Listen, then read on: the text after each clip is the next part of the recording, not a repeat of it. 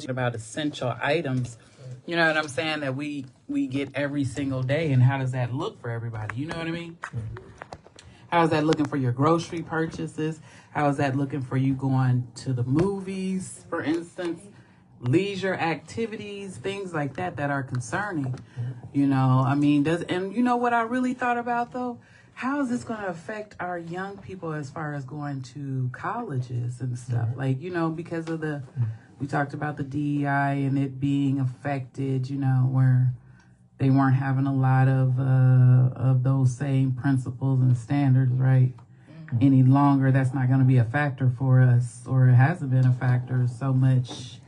But now everything is taking into consideration what changes we are going to go through, as well as our young people that are out here as well. And you know? the older people. I didn't mean Absolutely. No, Miss Marilyn, you good. Swing the mic. Does that one work? Wait a minute. The green mic can come on. We got green light? Yep, there you go. Yeah, it's gonna affect the older people like myself. But you know, we have to try to keep on going, keep on keeping on. You know, no matter what's going on in the world. No matter what's going on, right. You're right, Miss Marilyn. This one person just done upheaval everybody. Yeah. One person. I know. I mean, but did everybody believe what the, you know, like the constant output of what we were explaining to everybody was truly going to be? You know, I don't know if everybody considered, you know what I'm saying, like the ramifications of what we're up against right now. Yeah, especially with the stocks market, they just jumped up yesterday. So if you had some good stocks in yesterday, you made out pretty well. Yeah. And I wonder about that 401k. Remember that? Because then everybody was talking about that as well. Like how much of that, a lot of people took hits and losses, you know, all during this week. Yeah, and if you sold out early, you know, you really lost a lot of money. Yeah. Even if you didn't sell out because of the stock markets going down. It jumped up yesterday, though. Did it really? 8%. Did it really? Yeah. Wow. Well, I don't know about today. Probably went up some more. I didn't even watch today. Did you not? And I didn't watch it today. I didn't even turn my TV on. Wow. I mean, you could just eat so much of it every day. You get right. Full, yeah, they was talking about maybe insider trading and all type of things. Insider trading? Yes. Really? I mean, it jumped up so much yesterday. Really? Yeah. Everybody was happy. Yeah. Well, you know. We had money in it, you know. Huh? We had money in it. It didn't sell out when it got low. Right. I mean, there's a lot of different things we can circle back around. That's like I said, these effects of what's about to take place and what are taking place are really coming out with full force on us, you know, and just like Miss Marilyn said, you know, even for the elderly individuals right now, like what is this, how does this look for them? Right. And you know, that 20 and 30 year, 40 years worth of money, or 30 years or 20 years, whatever they put in their portfolio to last them for a certain amount of time. Right. You know, because most people are retiring now, at 70? Yeah. You know, and I'm like, that's the norm right now. But if you're retiring at 70, did you have enough savings, or did you have enough put in your 401k for you to even last till you're 90? Mm-hmm. And most people aren't living to their 90s. You know what I'm saying? Because of the decline of even our healthcare system. You know what I'm saying? And them being treated. And then you got to think about the options of them being treated in as well, because now you're talking about they have co-pays and different things that we just listened to that coming in, that they were going to stop doing the co-pays because now you have to use the money that you've saved most of the time. And if you got a later diagnosis of cancer, or you've got a later diagnosis of any kind of healthcare condition, then what? Yeah. I have to pay out of pocket for some of the things that I'm trying to secure for myself just so I can live a little longer in a world of inconsistency. Right. And with the medical field, and doctors are so expensive anymore. Mm-hmm. And actually, we're not getting the care that we supposed to get. Right. But it's costing us an arm and a leg, literally. Right. You know. Right. So it's going to get hard. Yeah. You know, and I can't understand where why there's no compassion for children, for elderly people, handicapped people. Where's the compassion? I mean, it's just like it just never existed. Right. Yeah. Especially for just even my age people. Right. I went to the doctor and they pushed me in and out like an oil change. Yeah. You're like you're on Yeah. a conveyor belt. Yeah. Nobody put their hands on you to examine your body. You at one time they used to do your ears, your nose, your throat. They actually do you feel all right, and then they don't even check it. They're like, Right, you say, okay, right, then they just right. check. Right. They're only checking what's needed. Yeah. Every time you turn around, they're going to push these pills on you. Yeah. And you don't even need them. And every last one of those pills have a side effect. We know Yes, it does. they have a side effect. Just think of some people are on 20. I talked to this lady this morning. 20 pills. Yeah. Hey. 20 pills. Right. And just think of all of those pills. Yeah. Side effects. Miss Marilyn, I'm a living witness to that. I take the norm is 8 pills a day right now. Wow. You know what I mean? And I have, like I talk about this, publicly all the time. I have congestive heart failure, Right. and I was diagnosed at 38 years old. And at that time period, Miss Marilyn, when I first initially got diagnosed, I mean, like these healthcare principles and things that are set into place literally saved my life. Because I was a single parent, I was working 2 full-time jobs, but that health insurance and that health coverage during that time period really wasn't beneficial to me. So I had to have supportive services, which was the Medicaid, Medicare. Right. And had that not have been in place, I don't know what would have happened because of the amount of tests and the amount of time that I spent in the hospital. Even, so much so as last year did the same thing, right? But when I first got diagnosed, Miss Marilyn, I was taking a regular 21 pill a day regimen. And just to think of what those pills are doing to your body. Honestly. I mean, Honestly. you can't even wrap your mind around that. And every time you get a new pill, you're adding to that destruction of your body. True. Interact with the first 3-4 pills you and take. then you gotta get a pill to counteract the pill that you just got. Yeah. Honestly.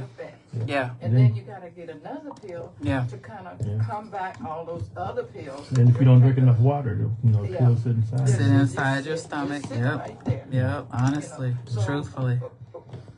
We're up against more than that epidemic that just went through here. Right. We're up against more than that because that was invisible. True. But now we're confronting the visible. Yeah. And we can see that. Yeah. I mean, this is something different. And then, we got to touch on what's going on in the city, gang. We got to touch on what's going on in the city because of the vote that just took place, right? To not support the homeless shelter that's here, and what the ramifications of that will end up looking like. Yeah. Homelessness. It's already been homelessness, Miss Marilyn, but yeah. now we're going to see it. I'm just wondering, as far as the future is concerned, what will this end up looking like for a lot of our friends that are out there on the streets? You know what I mean? Because I'm gonna tell you, like being in social services, both Andre, and Draper, all 3 of us have worked in homeless services now. And now you have to imagine the outcast of what this is going to look like. We knew we were stretching to get the people that we were getting anyway, right? I mean, because sometimes they didn't want to come in the shelter, and you're like, some people are battling mental illness while they're out here on the street. And now there are people now that are going to have nobody actually be able to touch or lay eyes or even care about what's going on with the people that they see every day. You know, so how is this going to really affect our community moving forward? You know, once that shelter is shut down, because you know, if no funding is there, what's the other options that they have? What other options do they have? I mean, we can all, you know, donate to our local shelter, you know, and I'm not just talking about for Champaign County, but for any county that's up under the sound of my voice. I mean, you can be a benefit to your community, but how are we going to master this and pull together as a whole? May I add to that? Absolutely, you can. What about the nursing homes? Yeah. Where are all of these people that's got dementia? That's got, what's the Alzheimer's? Right. Or bedridden? Right. Where are they gonna go? Right. Right. I mean, who thinks of this stuff? Yeah. Who just not make human beings visible? Right. Whether they're healthy, whether they're not. Right. Where are they gonna go? Yeah. And especially when you don't have family members that are even local, or you have family members that are, I'm telling you, like, who's the supportive services that are, who are supporting them in the long run, right? Because that's eventually, you know, the same thing as well. Like, what things can be put, what measures can be put into place to offer this to be some type of support? And then even the measures being put into place, because they are so few, far, and limited, organizations are on overload. Oh, yeah. You know, so you think about the workers that you have, the means and the money that you have to employ the individuals that you have right now. Now you think about, okay, even though I've got this select amount of people, how many people can deal with thousands of people or hundreds of people a day? Because that's not doable. You know, as a case, I mean, I've been a case manager before, and I'm telling you, the overload that you get just by trying to be there and do your job, it's the job of many that you're under now, because now you have to be the resource for so many people, and so many people constantly come to you looking for that guidance. But now you're talking about hundreds, if not thousands to one. Right? And they all got individual needs. Right. Yeah. How's that assessment going to look like? And what wraparound services do you know that are out here in the community that are really, you know, forging that, you know, resource out here? Or even capable of handling. Yeah. I mean, it's the mental patients or the... Yeah. Right. I mean, I think about all of it. You know what I mean? I think about what is the next 3 to 4 years going to look like. Yeah, because a lot of the people I met, you know, they really tied to me, you know. You know, they still call me and they still check in with me. Yeah. I mean, it never gets old. You know what I'm saying? And you want to be that kind of a person, that you want to be there for anybody that calls you in a situation. But even if they call you, now you have to think about, now I have to be a person of resources. And if I don't know the resources, or if the resources are being shut down, what can I offer? I can offer some prayer. But I can try to point you in the right direction. Thank you. It don't mean that they're going to answer the phone. The other person. No. Pointing to you. No. And I'm telling you, just like Miss Marilyn was just saying, prayer is great and necessary and needed, I believe, in our community and in our times, especially right now, if you're talking especially right now. But then, I mean, you know, faith without works is dead is what I've been taught all my life. You know what I mean? So with that being said, what is there? You know, what is there? It's a loss. Everybody's going to be lost. I'm telling you. I mean, can you think of that? I mean, can you think of all of the people that is going to suffer through this climate? Yeah. You know, the people that's, you know, on their way up to bettering themselves. Now they ain't got nowhere to go or nowhere to sleep at night. You're just stagnated. Everybody's going to be stagnated. Yeah. And then you think about if a person has to think about where am I going to sleep every night, right? where am I going to sleep every night? What is the daytime look for you like for you? You know what I mean? Because you really don't want to go to sleep. They really don't want to sleep out there. No. Because there's so much danger. Oh, yeah. No. You know. No. Now they go to work and not be But on those the jobs. You know? Yeah. And you know, there's. I mean, and you're not talking about. I don't think it's not no jobs. What I think is that we don't even have them employable to where they possess those essential skills. The skills, that's what it's getting ready. They don't possess those essential skills, and then you're talking about people also, like you were telling me, with developmental disabilities, with the means where they can't function unless they're handheld through a lot of different things, and that's what we're up under. But now we can go a little bit further on it because now we're talking about kids too. Right. So how they're going to learn these skills? Right. When all this stuff has been displaced. Right. You know. I mean. Yeah. I mean, and I'm telling you. So then you're thinking about, you know, what do most parents do when their children reach a certain age now? You know, I think it's a comfortability in letting them go out and be on your own, be free, little butterfly, go. But right? be on your own and do what? Right. You know. Yeah. But they haven't gotten any skills during that 18 years, you know. No. They've been coddled or they've been left alone. And this is what we're seeing right now, right? This is what we're seeing right now. So it's the being left alone for me.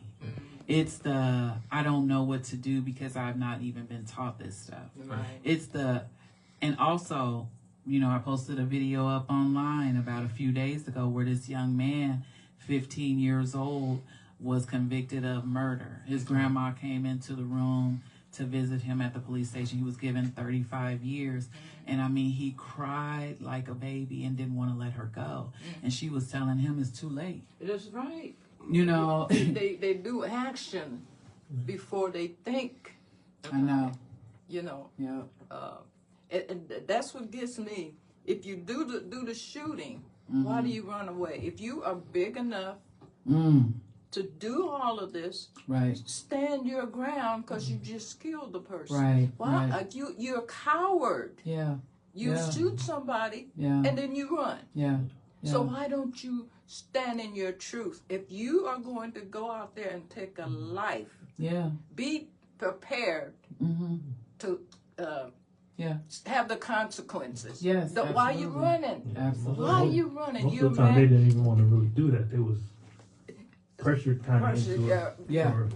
But I don't agree with every situation. Absolutely. You know, absolutely. somebody said, you better give them back. you disrespect. Yeah. You disrespect. He disrespected me. They don't take the gun to give respect. So you kill for somebody disrespecting you. Yeah. Maybe you didn't give them respect. Right. Right. So stand in your own truth. You kill somebody, you face the consequence. You got to learn that at an early age. Because you know, you should learn that in the high chair. Yeah. Because when they put you in the electric chair, you're done. Yeah. Literally done.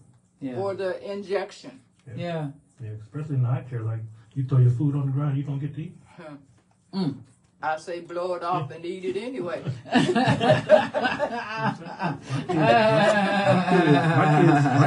My kids, they throw their food on the ground. Oh my God! I guess you're not eating that. But we was raised in a different. Listen, if we didn't eat it, you're not gonna eat. You're not coming back in the kitchen for nothing else. You know what I'm saying? Dinner or lunch or whatever. Right. I don't like that. I don't want to eat that. Right. My kids, you don't want it, don't eat it. Listen. Get away from the table. I'm telling you the truth. You know, but I'm telling you the truth. Like I say, it's like I tell my son, it's just a long way from temporarily. Wow. You know, I'm telling you, Mr. Listen, it is. We have we had quite some experiences growing up, and I'm just telling you, our parents were like, I remember hiding beans and milk. You know what I mean? Yeah, you didn't want to eat it. Right. In a pocket. I remember, I'd be like, Andre, we sitting at the kitchen table, and I'm like, Andre, I'm finna put these beans in my mouth, and then I'm finna go to the bathroom and spit them out.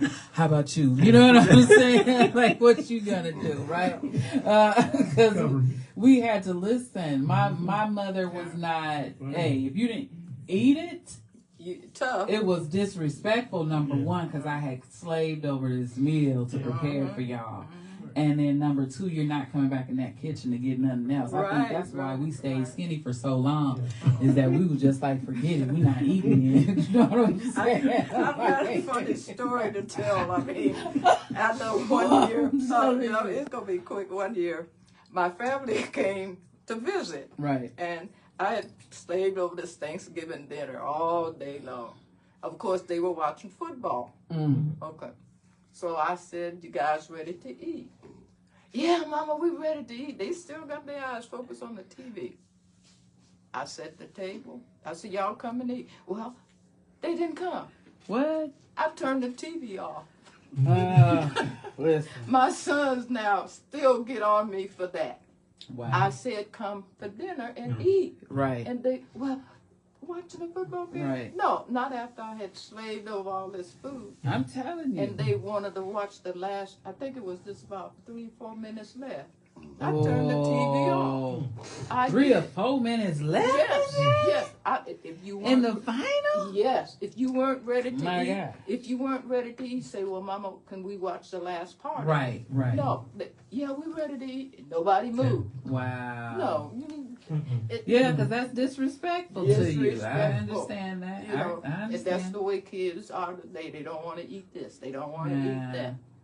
But a lot of them, the preparatory, even learning how to prepare meals. Right. You know what I'm saying? I don't think a lot of people have really sat there and took the time to teach their children how to prepare food. Or set a table. No. You know what I mean? All of that is gone. No. All of that Yeah, is all gone. of Or it. even sit at the table. Yeah, everybody's eating Yeah. in different rooms. Yeah. But when my sons come home, Yeah. no, we sit at the table. You get rid of Yeah. all this apparatus that you got. You Right. take your hat off. Mhm. You use a napkin. You use knife and fork. Yeah. You know. No, Truly. not being I mean, we economic. missed that. We missed out on all of that. Yeah. We've missed out on all of that, and I don't know. I believe we are still fortunate enough where I think children are teachable. They I don't are. care. I don't care what age limit. I don't care what issue that they're battling. I don't care if they seem like they're disrespectful. I think children are at an age where, you know what, it takes a strong person or a person with some type of girth or muster in order to get somebody's attention, right? Patience. And that's it right there. Because you know what, sometimes you get put in a situation where you must do this. You must be patient enough to teach somebody. And it takes something out of you, I believe. And I'm not talking about taking something out of you like it takes away from you, right? I'm talking about it takes something in you to grow from that aspect. Because you truly grow and learn a lot about yourself when you have to be patient with others. Right. You know what I mean? So I think forever somebody is always going to be a teacher to somebody. And because some things, you know, I believe that the Lord tries to prune you of a lot of things that occur and happen as well. You know what I mean? And so he'll prune you, but he'll also make you forge ahead and to make somebody else a better individual. You know what I mean? I think it takes a lot out of you just learning that, you know, whatever state that I'm in, I'm always going to be a teacher to somebody. Right. You know what I We mean? can learn from each other. And that's what we're supposed to do. And then when you see that comes back in full circle for the person you taught, you can Yeah. see them teaching somebody. Absolutely. And you're gonna plant You another see them seed. teaching Yeah. somebody else. That's Yeah. really where the Yeah. Yeah. Yeah. the glory comes in from. And take, Seriously. you know, planting Yeah. the seed of education. Yeah. You know. Yeah. So, Yeah. And I Yeah. think we've lost part of that. Yeah. You know, Yeah. we just don't. You know, we just wonder what's happening. Yeah. Yeah. You're right. I When mean, is this going to end? mm, But you know, we have to keep ourselves.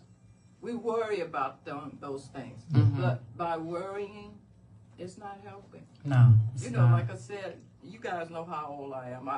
I'm not worried. Right. I'm serious Right. because I'm not going to spend the rest of my life at Mhm. 84 years old worrying about a mess that I did not create. Right. Right. And True. it's hard, Yeah. but I refuse. Yeah. I refuse. And whatever's going to happen to me, I accept that. Right. Because my life is already planned. Right. So I'm telling everybody, try not to worry, and it's hard, but you can't spend the rest of your life in fear and uncertainties. Right. We're living in a climate that we've never seen before, and hopefully we'll never see again after it is over. So what I'm saying is to keep your mind clear if you can. True. Keep your mind clear. Keep your body clear. So whenever we come out of this storm, that we're going to be able to enjoy the freedoms that we had before. Truly. Truly. Because a lot of people are going to be hungry and but there don't have to be a lot of people on this earth that's crazy. Yeah, that's true. I mean, this is a devastating time. Truly it is. Please. Plead with the people, Miss Ma'am. Be like James Brown. Please.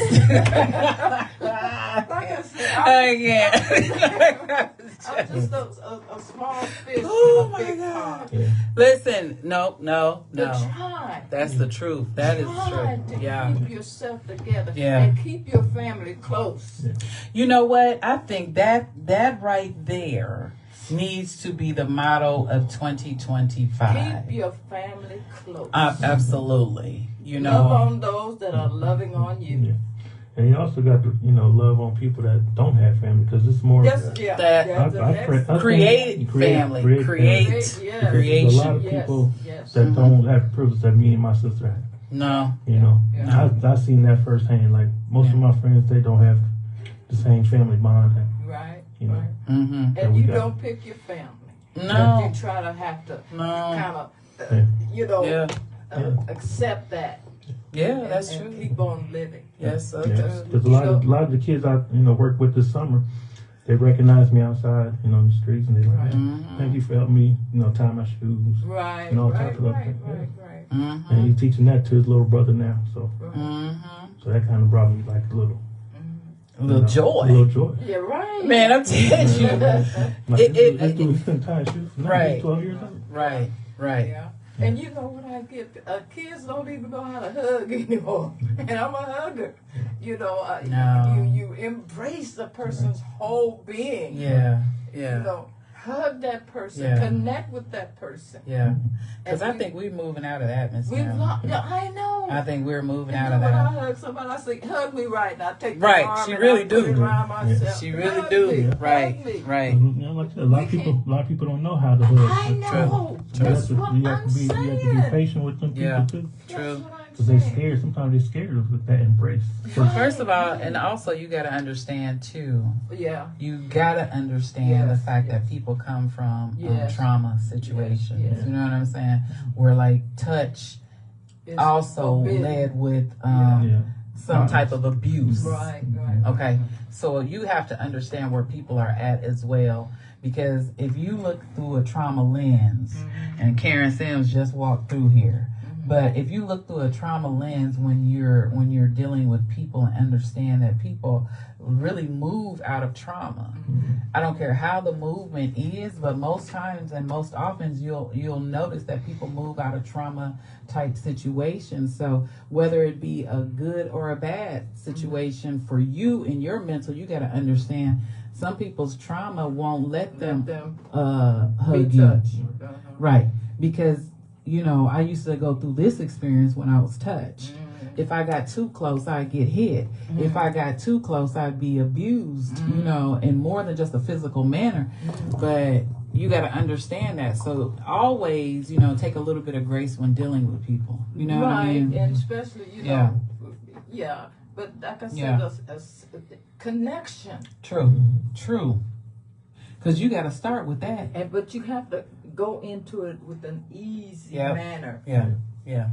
Even when you're talking to these young men on the street, you can't just go in there bullying them. Right. You got to do it. You meet them where they are. True. Why are you looking so unhappy today. He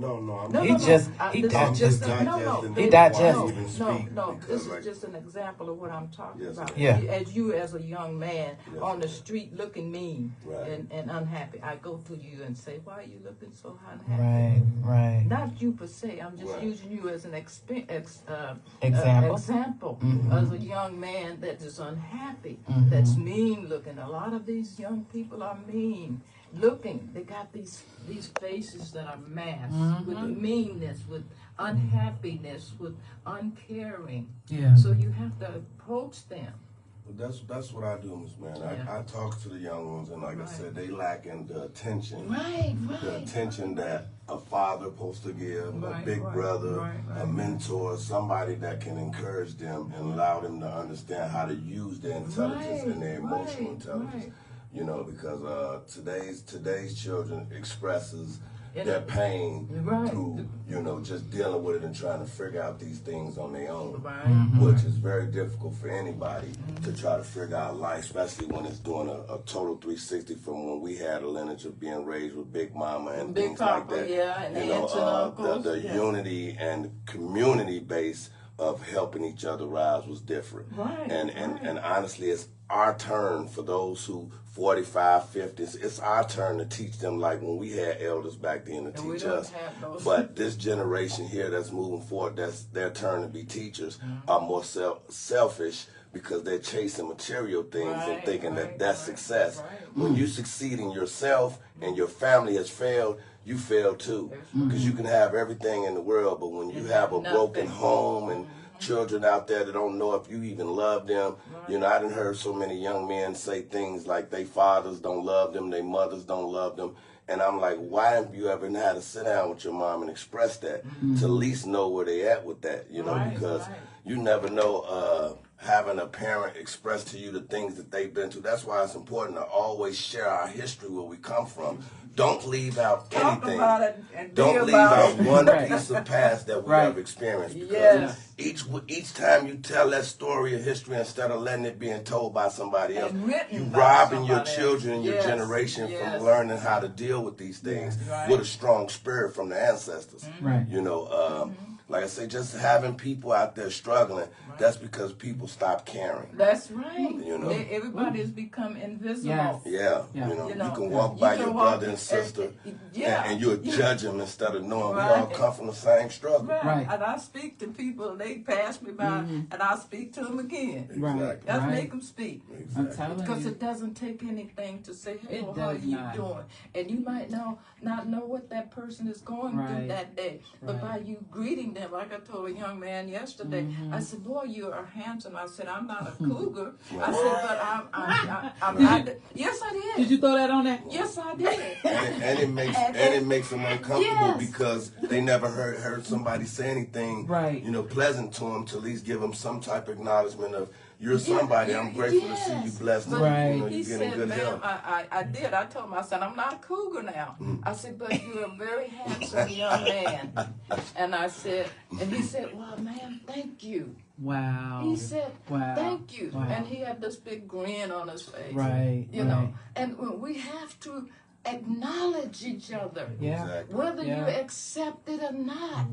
I'm not pat myself on the back, but I acknowledge my sisters and brothers on the street, even my counterparts. Because I would hate for them to create a scene or an event that they getting the attention that we definitely didn't want by committing suicide, doing a mass shooting, you know, overdosing on drugs or things like that, you know, because like I say, without the proper teaching, like when we had the ancestors from the Black Panthers and Malcolm X, when they was telling us these things was going to come to the day, they got rid of them because those was the people that was trying to awaken you before what you seeing now is out of hand. You know? That's what I'm trying to do. Wake up. The drugs that was accepted in our community did a whole lot of damage to the spiritual parts that God works with because it shuts you down. Absolutely. Once you're numb with Satan's poison, there's no way that you can have a sense of direction for anybody because you done lost it for yourself. But we have to get that back. We got to get that back. Because if we don't, the whole human race is going to destroy himself. That's so need true. those light workers and people that is awakening to share that knowledge, to have that knowledge. Don't hold it for self, because you rather share it and give it out while you here. Yes, Right. I just feel right now God is not playing with nobody, and if No. you're not gonna do your job, He got something for and you. he never Yeah. played with nobody. Right. So Right. everybody got those decisions to make and wake up. Don't just walk by these kids. If you can go to any community, places that we need to be there to show our faces and support these kids and help them advance, because they are our future.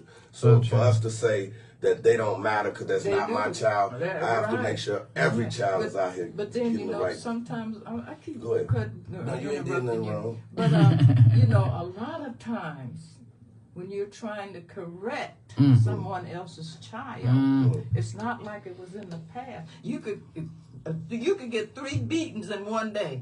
Yes. Because nobody in your neighborhood played.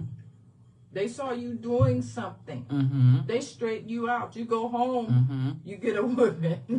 But an angry young man is only needing a man to actually help him basically deal with those strength of emotions to where they feeling violent, because they haven't had a man to tell them those things. Because we all went through it. Because I can tell a young man, I've been through everything you're struggling with. I know you wanting to have the new shoes. I know you want to have the new clothes. I know you want to go to the show. I know you want your dad to come to your basketball game or come to the classroom and bring candy like other kids. Cupcake. Oh, my God. Those little things matter to children Yeah. so much. And like I say, after we be out here chasing our own life and dreams, and we forget, because like some of us who had children, we forget that those little people count on us. They need and that. the effects of that is showing. And then when they implemented you can't discipline your children to a certain extent. I ain't saying beat them or hurt them, but it's a certain amount of tone that's needed to be brought to them so they'll know their do's and don'ts. Okay, let me finish my thought. I was trying to say that, we can correct a child out there in the street. Yes, ma'am. They go get their mother and their dad. They go beat us up. Yeah. Yeah. And we, like they say, it takes a village. Yeah. But what has happened to the village? Yeah. They've been conquered by those poisonous substances that have affected us truly badly than what it ever was. Right. And nobody want to look at what the main thing is, because when you take away the substance, you got a pure, clean spirit. Because you can think clearer. Right. That's right. There's no way that you can tell me a clear thinking man would think negative like that. Thank you. Right. Thank So you. alcohol, Yeah. all those Yeah. different things that's Yeah. on every corner from those communities that is mainly meant to push that But stuff we through. need positive thinking. We need, Yeah. we We need need strong positive people to come out people and care. So to true. think positive and Yeah. not afraid to meet people where they are. True. You True. have to meet the parents True. too. You have Yes. to And meet the that parents. that's so true. meet And the we parents, too. did that Yeah. long time ago. Yeah. Because you really can't discipline a child without meeting the parent. Right, but if you discipline them, But then you still have to talk to the parent too. So right, that's when they go and get their parents. you need to talk to the parent before you do the disciplining. Right. Before you do the disciplining of that child, Yeah. say where your parents at. Let me That's go why talk to those them. community events be important for Absolutely. everybody's parent to show up. Yeah. You shouldn't Right. just drop your child off and you're not there. Right. You have to be a part of that so your child will know that you're fighting for him and for him to get the proper love and community support that's out here. And Yeah. and they can back you up when you Right. discipline their But children. what do they you know do? I'm sorry, go ahead. Because the parents will know you then. Yeah, but what do you do when you don't have to put your hand on a child. Right. You can say something to that child in a good way, and they go and get their parents. You don't have a chance to meet them because they come at you with negative.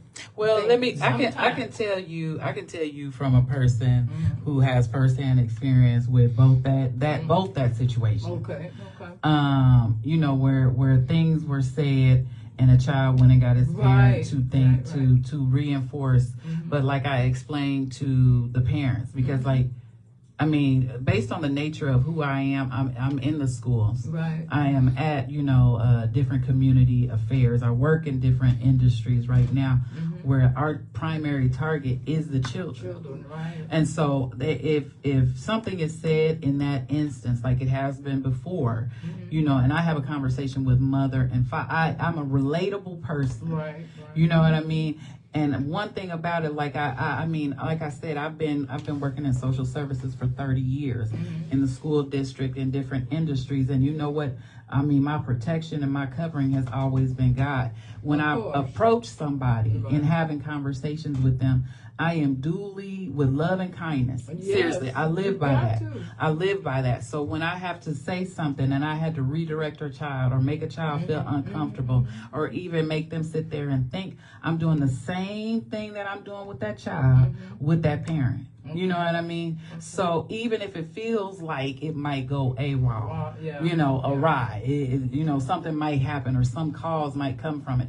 The one thing about it is I just spoke to a young lady on the phone a couple of days ago soliciting her to be a part of a program with her child. And she was upset and angered because so many people had called that one lady. And I was just another one. But like I advised her, this isn't so much, I was apologetic when you get on the phone with them or when you're meeting them face to face. And, you know, because I don't know what her situation was, what her day was. Did she get yelled at? Did she get cussed out before she even got on the phone with me? So I have to think about, like I said, when you're looking at people and you're trying to do outreach and you're trying to do social services and you're trying to work with people, the first thing you got to look at is through a trauma lens. And if you're not thinking about what's best for this person, not for my pride, because that's what we get into a lot of, self. You know what I mean? I want to feel good that I made this phone call. And I want to feel good because I want this parent to look at me like this. No, the first thing you should look at is, did she eat today? Did she get cussed out today?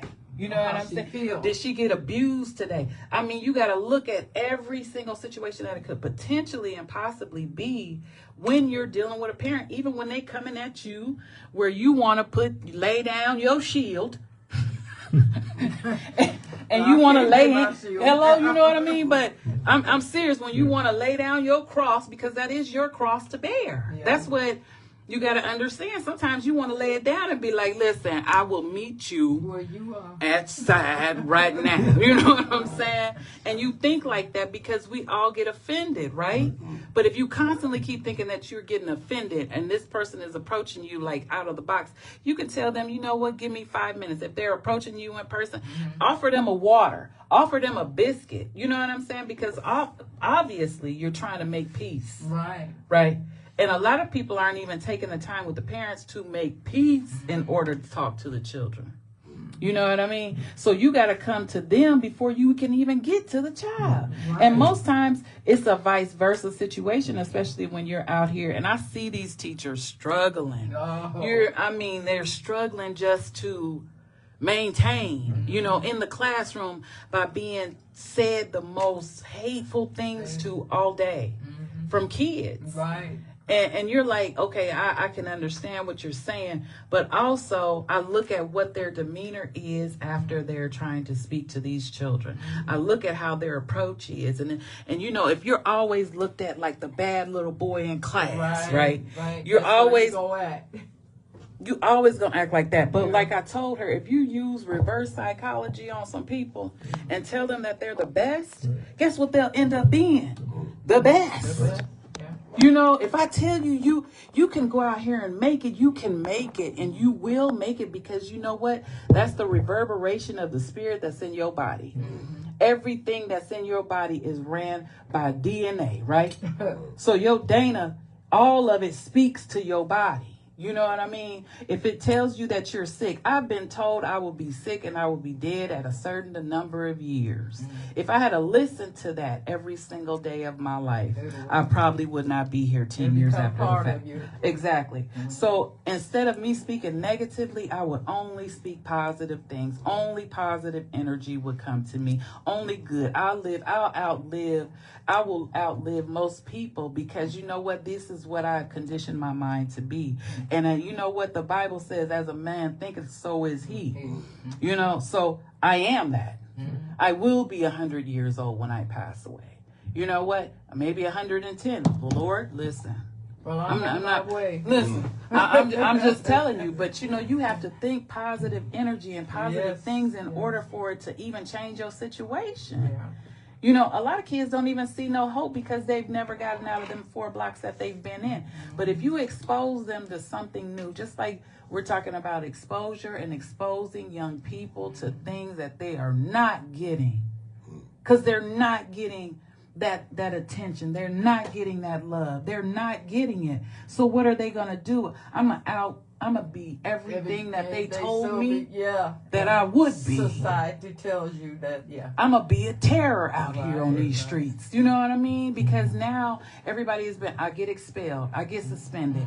You know what? Nobody has taken the time or the energy with me. Can you imagine? Can you imagine how that feels? But because you've never been through it, a lot of us, you know, no. 4 of us sitting here, I don't think we might have had discipline. Yeah. But we have never had that disrespect as being a child or a teenager or toddler or whatever. The banter and constantly being beat down. Right. I've never experienced constant beating downs. You know what I'm saying? And I would never inflict that upon my children either. You know what I'm saying? But who can teach that to a parent? Who can teach that to a parent? Because, you know, most of the times these parents think they are doing the absolute right things, you know? Even when it's wrong. Even when it's wrong. Yeah. Because you know what? They learned that from Exactly. their parents. You know, it's just like sugar and salt. They both look the same. Oh, my God. That's true, Miss Marilyn. That's true. That is so true. So now what is the energy that we will displace and what we will put out here in the world? Because now you're talking about, now the nation is in an uproar because of the man, right? The nation is in an uproar. So what is every conversation now? What is every conversation?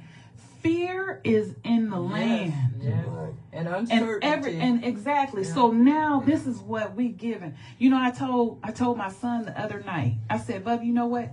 I understand what's going on in the world, but I said, when you really, really get to a point where you trust God, until you get to that point where I ain't got nothing. I'm down to 0. You know, them 10, me nothing, right? Matter of fact, I'm negative nothing, right? But when you get to that place and that point, because he got to get you somewhere, right? Where I can really, really be like, I got to hit you. You know, I got to discipline you. You know what I'm saying? And until you get to that place where you can hear him and hear his wisdom come through you clearly. You know what I mean? Because now you got direction, right? And then like we had this conversation, me and Draper just had that conversation before, how, you know what, a little boy was able to call his dad, right? Versus a little boy being able to call his mom. So the little boy that was able to call his mom, you know, he was upset at the little boy that was able to call his dad. You know, and I watched it, right? And I had to correlate it with God. Because at this point in time, if you can't reach him, you feel some kind of a way. But you don't even know that you need him, right? Until it is put in your face like, I need him. Like at some point in time, you got to get to a place and point in your relationship, whoever your Holy Spirit, the God that you serve, whatever your religious denomination is, you got to get to a place where you need him. And there is not anything else that can fill that space. This little boy wanted to fight another little boy because he was able to reach the Father. This is how we are. If you in the wilderness, right, and you don't even know what to do, you know, I can call my dad, right? I'm out here, I'm stuck on the highway. I can call my dad if I need to have my tire flipped, changed, fixed, right? But when you at that point where I don't even got nobody to call, this is where it's at. Is it sometime, I think, when the child maybe displays some bad habits that they picked up from basically paying attention to the parents and teachers that showed them, that we give up on the child as if it's the child's fault, and not really evaluating some of the things we displayed to them. You know, so when a child has so many different ways and you didn't correct them in no way, so when they get to being teenagers and was taught how to be just so discombobulated and non-focusing not goal driven. You know, you don't read with the children no more. You know, everybody passing a child a phone and telling them to grow. Yes. How can I grow off some things I'm swiping up and down with? That's giving you an algorithm that's probably, you don't know what your kids is looking at in the middle of the night or in the daytime when you're not there present. No. You know, your parental discretion is definitely not advised. level. You know, and it's crazy that, you know, that people just allow these things to be the teacher for our your children. And babysitters. Yeah. Because you want to just do your thing and forget that you have responsibilities. So true. Yeah, I get back with you, son. No, we're gonna finish this right now. Right. You can't, ain't no later. You know. No. You gotta do this right now.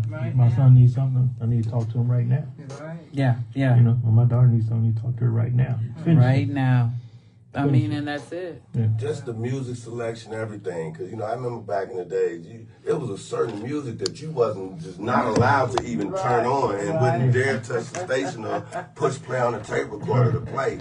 But today, anything goes. So you got children in 5th and 6th grade singing songs with explicit lyrics that I'm like, how do you even remember these things? Right. You chanting them out there. You can't remember the ABCs though. You know what I'm saying? Or the Lord's Prayer. No. You know, speech impediment, you can't even pronounce, you're not doing cursor and all the stuff that you know how to do, you know. Don't know what uppercase or lowercase But they just passing you on. Right. So I'm like, now it makes you wonder, what type of education system do you really have that care about the growth and the education of the children? Right. You know, Plus it starts at home too, because my kids always had extra homework when they when got you're home. giving them 8 hours, 6 hours in somebody else's school system, and they teaching your child, and then they come home and your child don't really know much or nothing. Not right. That's your responsibility to check what they did at home. Yeah. What they did at school. What did you do? That at is school? your responsibility. Did But you what learn? parents? Did you learn something at school? Yeah. Right. I did that all the time. Like, hey, we can go to the borders and do some cursive or do some math problems or do something. You know, that way you already over what they're trying to teach you. Exactly.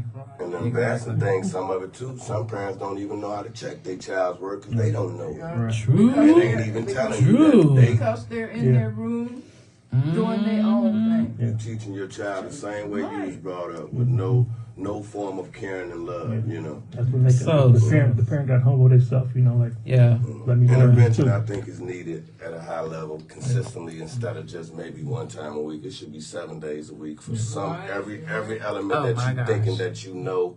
It should be some groups out here operating that you can go in and get some upgrade on. Because if you're sitting here allowing people to putting expectations on people that they know these things instead of you going in and finding out. And instead of helping, you know, because like I say, some of us was raised with a different type of grooming from parents who really took care, that wasn't worried about raising the family instead of out there chasing for themselves, you know. And it's just sad. It is sad. Well, guys, we are at the end of the show today. Any last words? Anybody? Give me about 20 seconds. Take care and keep your mind healthy. Amen. Knowledge is power. Y'all keeping rising and raising the children's frequency so they can be better human beings. They are our future, man. Absolutely. Yeah. Reach one, and teach one. Yes. Man, absolutely. Thanks so much, guys. We really appreciate you listening in to us. Hey, let me give a shout out to Shannon Denise, who was out there, my cousin, listening, and my sister Trisha. Thanks so much for listening to us. All our listeners out there in California and all over the world, we really appreciate you. And like I said, once again, you are on live with Afternoons with Delight. Thanks once again, guys. Have a great day. Bye.